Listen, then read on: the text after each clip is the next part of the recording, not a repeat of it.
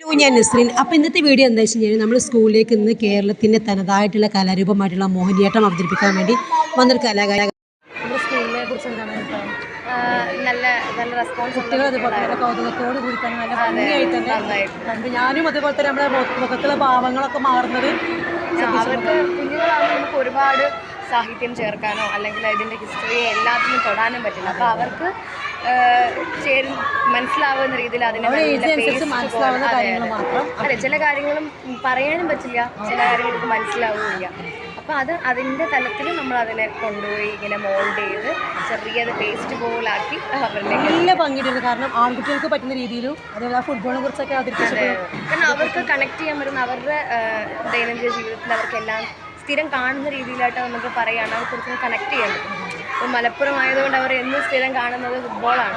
അപ്പോൾ ഫുട്ബോളും ഓക്കെ ഡാൻസിലൂടെ കാണിക്കാം, ഇങ്ങനെ തട്ടാം, ഇത്